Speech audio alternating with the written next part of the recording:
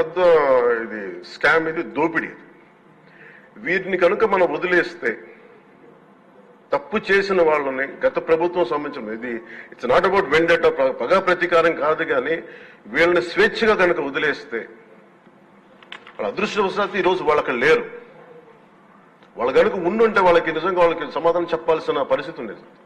తప్పించుకొని పారిపోయారు వాళ్ళు. ఈరోజు తప్పించుకొని పారిపోయారు వాళ్ళు. We have to make them accountable అధ్యక్ష. వాళ్ళు we have to bring them into accountability.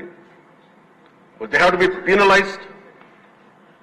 వాళ్ళు దయచేసి గౌరవ ముఖ్యమంత్రి గారికి నేను మీ తరపు నుంచి ఆయనకి తెలియజేసుకున్నాను అధ్యక్ష, దయచేసి వీరిని please we have to penalise them sir. వాళ్ళకి సరైన శిక్ష పడాలి సార్. వీళ్ళకి తప్పించుకోవడానికి కుదరదు సార్. లేదంటే రేపు పొద్దున ఒక ట్రాఫిక్ కానిస్టేబుల్ కి బలం ఇవ్వాలి అంటే ఆపగలమంటే వాళ్ళు ఏమంటారు సార్ లోపల? నేను చిన్నపాటి కానిస్టేబుల్ అయితే నాకేమనిపిస్తే మీరు పెద్దోళ్ళు అయితే వదిలేస్తారు, మమ్మల్ని అయితే పట్టుకుంటారంటారు సార్. మనకు రూలింగ్ కి, గవర్నెన్స్ కి, అడ్మినిస్ట్రేషన్ కి నైతిక బలం పోదు అధ్యక్ష. ఐ రిక్వెస్ట్ యూ, నేను మీద మిమ్మల్ని నేను ఉద్దేశించి అందరినీ హౌస్ మెంబర్స్ గౌరవ సభ్యులందరినీ గౌరవ ముఖ్యమంత్రి గారిని అడుగుతున్నాను అధ్యక్ష మీ ద్వారా. They have to be punished and they have to be penalized whoever they are. ఇది వెండేట పగ ప్రతీకారాలతో కాదు, కానీ we promised that we will bring back accountability. We promised we are going to give a clean and clear governance. We have to live up to it. Thank you. ముఖ్యమంత్రి గారు sir, ముఖ్యమంత్రి గారు సమాధానం.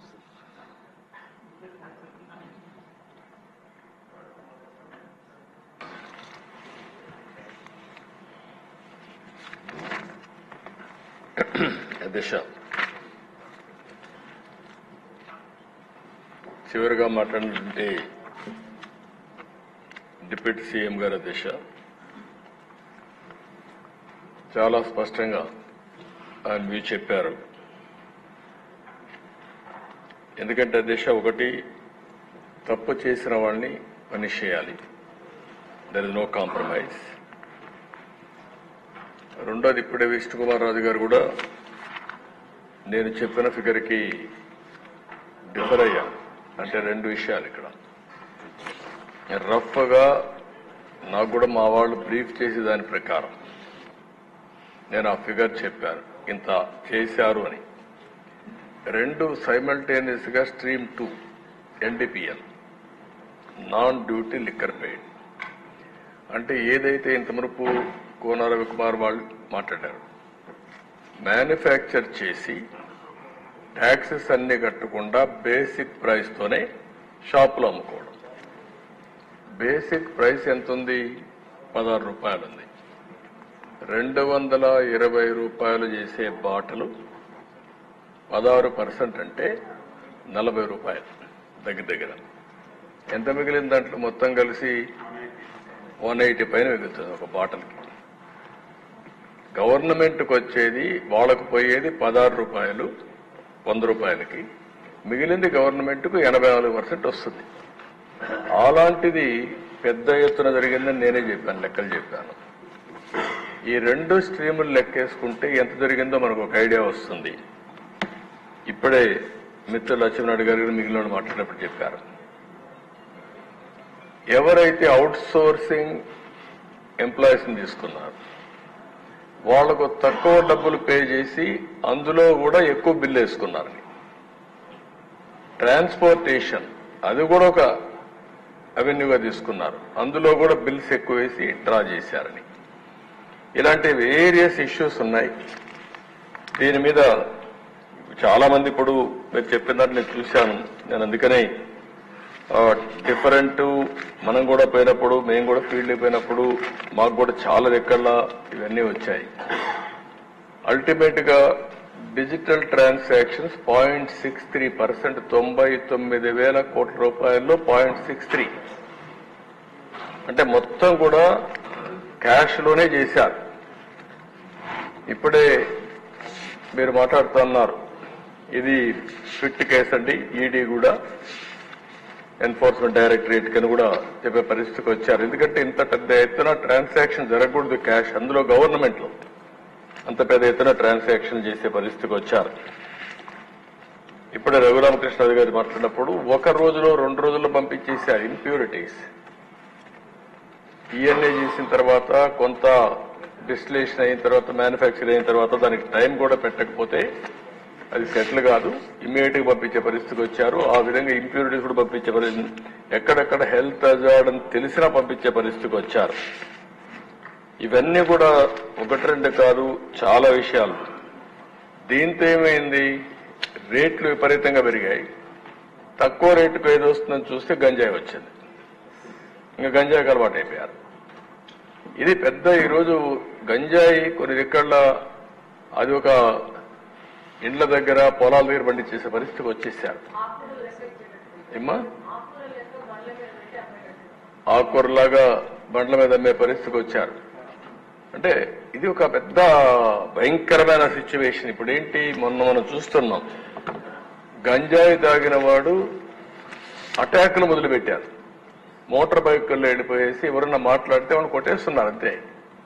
ఇంకా మాట్లాడే పరిస్థితి కూడా లేకుండా చేసే, ఎవడొస్తాడు, ఎవడు తాగాడు, ఎవడున్నాడు అని కూడా లేకుండా పోయే పరిస్థితి వచ్చింది. ఒక కేబినెట్ సబ్ కమిటీ కూడా వేశాం. మన వెనుకొండలో జరిగింది కూడా అదే జరిగిందని మన మిత్రులందరూ చెప్పే పరిస్థితి వచ్చారు. ఒకటి రెండు కాదు అధ్యక్ష. ఇప్పుడు ఏమైందంటే ఇదంతా కూడా అన్మేనేజబుల్ అయిపోయింది, ఇర్రిపేరబుల్ అయింది, అన్మేనేజబుల్ అయింది. మన మర్యాద చెప్పే వినే పరిస్థితులు లేరు. కడాన బరి దిగించి మీరు చూస్తే ఆర్డీఓ ఆఫీసు కూడా తగలబెట్టేసే పరిస్థితికి వస్తే నేను హెలికాప్టర్ ఇచ్చి పంపించే పరిస్థితికి వచ్చాను. ఇక్కడే దేశ జంగారెడ్డిగూడెంలో ఆ రోజు ఇల్సిట్ గా సారాగాంచి ఇవన్నీ చేస్తే 21 మంది చనిపోయారు. పార్టీ పరంగా పోయి ఆ రోజు మనం డబ్బులు కూడా పే చేసే పరిస్థితికి వచ్చాం. ఇలాంటివన్నీ వచ్చినప్పుడు మనం కూడా గుర్తుపెట్టుకోవాల్సింది, కొండే మీరందరూ చెప్పిన దానిపైన ఇప్పుడే శ్రీనివాస్ గారు మాట్లాడుతూ తాడేపల్లిగూడెం చాలా స్పష్టంగా చెప్పాడు. ఈఎన్ఏ కూడా సరిగా చేయకుండా రా లెక్కర్ పంపించేస్తున్నారు, డిస్టిల్ చేసి దానికి మొలాసిస్ పంపించేస్తారని చెప్పాలి. మాటలు చెప్పాలంటే ఎక్కడికెక్కడ స్పిరిట్ పంపిస్తున్నారు, మొలాసిస్ నుంచి స్పిరిట్ తీసి పంపించేస్తున్నారు. ఇవన్నీ కూడా చాలా భయంకరమైన సిచ్యువేషన్స్ ఉన్నాయి. ఇప్పుడే సోమిరెడ్డి గారు చెప్పారు ఎస్ఎన్జే ఆయన దగ్గరే ఉందని. మీ దగ్గర ఉంది అది?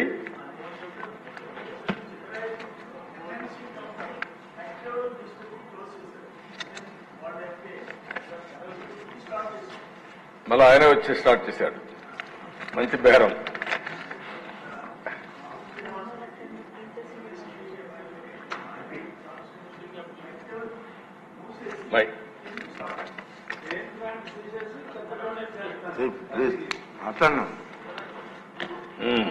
ఇవి అధ్యక్ష మేము హౌస్ కామీ ఇస్తున్నాం. ఇప్పుడు డిప్యూటీ సీఎం గారు చెప్పినట్టు, ఇక్కడుండే సభ్యులందరూ చెప్పినట్టు ఇంకా తరో ఎంక్వైరీ చేసి రెఫర్ చేయడమా లేకపోతే రెఫర్ చేయడమా?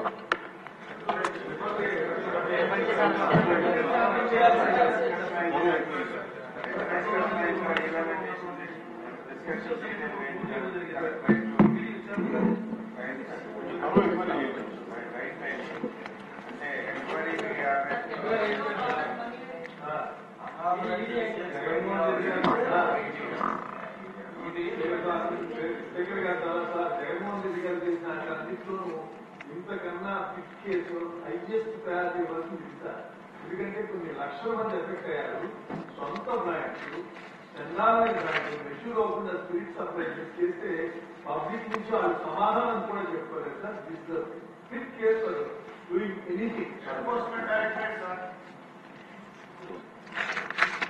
అంటే cash transactions, enforcement directorate, black money, cash transaction, అదే సిబిసిఐడి చేసి ఈడీ రావాలి, లేకపోతే సిబిఐకి ఇచ్చి ఈడీ రావాలి.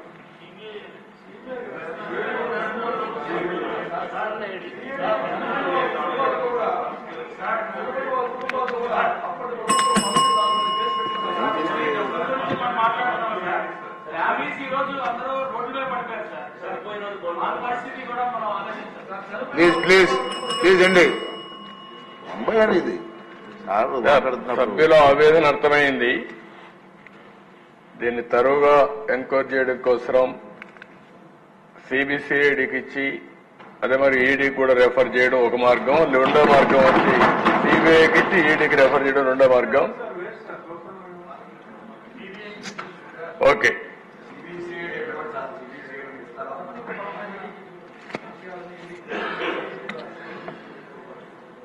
ఓకే.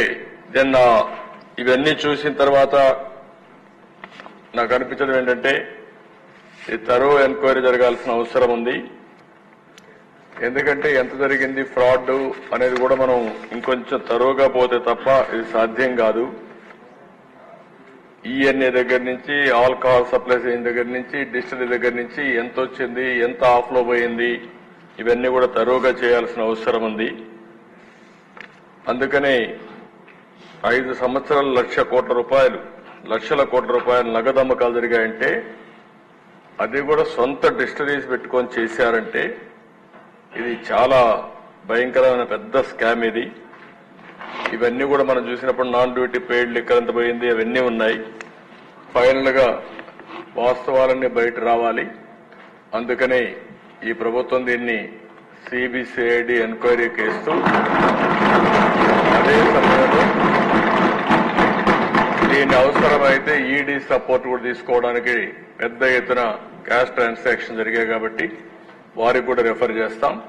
అన్ని విధాల చర్యలు తీసుకుని మళ్ళా ప్రజల ప్రాణాలు కాపాడడానికి ఈ రాష్ట్ర ఆదాయాన్ని ఏ విధంగా దుర్వినియోగం చేశారో అవన్నింటిపైన యాక్షన్ తీసుకోవడానికి ప్రభుత్వం సిద్ధంగా ఉంది.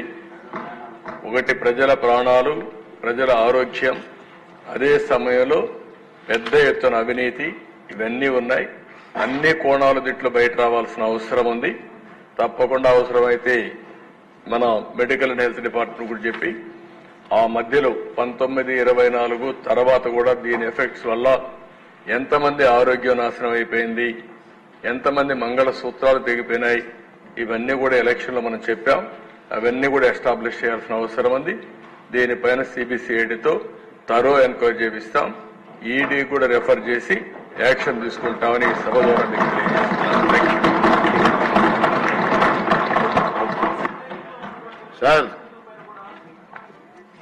సార్ ఈరోజు మంచి పరిణామం జరిగింది సార్. ఉదయం మనం 2 బిల్లులు పాస్ చేసాం. ఇక్కడ 2 బిల్లుల్లో భూమి హక్కుల చట్టం గురించి, ఒకటి చట్టం గురించి